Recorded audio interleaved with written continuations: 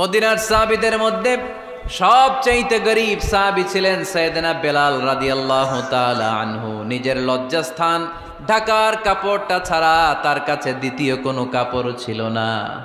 সকালে যদি খাবার পেত, দুপুরে খাবার ছিল না, দুপুরে পেলে রাতের জন্য ছিল না, আজকে খাবার থাকলে কালকে নাই। মদিনার সবচেয়ে গরীব সাহাবী বেলাল রাদিয়াল্লাহু তাআলা আনহু লজ্জাস্থান ঢাকার জন্য শুধু একটা জামা ছিল, গায়ে দেওয়ার মতো কোনো জামা নাই। এই সাহাবীর মতো গরীব কোনো সাহাবী মদিনার জমিনে নাই। এই বেলাল রাদিয়াল্লাহু তাআলা আনহুকে বিশ্বনবী ডেকে বললেন, ইয়া বেলাল আনফিক ইয়া বেলাল লা তাখশা মিন যিল আরশি ইকলালা।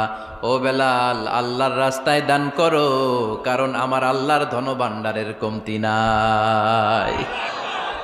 সাইয়েদনা বেলাল রাদিয়াল্লাহু তাআলা আনহু সবচেয়ে গরীব। শুনতেছেন? বুঝতেছেন?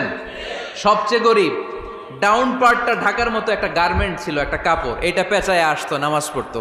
গায়ে রাখার মতো কোনো জামা নাই, আর খাবার দাবার টাকা পয়সা বলতে নাই।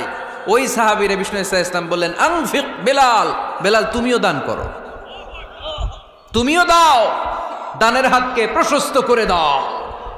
আনফিক ইবনা আদম উনফিক আলাইক, হে বানি আদম দাও, দিলে আমি তোমারে দেব। কেজির এটা হুজুরে দিয়ে দিলাম, এরপরে কেউ আমার 20 কেজি দিলে ওইটা ধরবো, ওইটা আবার আরেকজনরে দিব, এরপরে আরেকজন 30 কেজি দিলে ওইটারে ধরবো। কথা বলেন, কথা বলেন, কথা বলেন।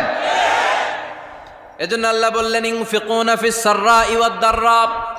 আমার মুত্তাকি বান্দার প্রথম গুণ, তারা সুখে দুঃখে সব সময় দান করে, দানের ধারাবাহিকতা সব সময় অব্যাহত রাখে।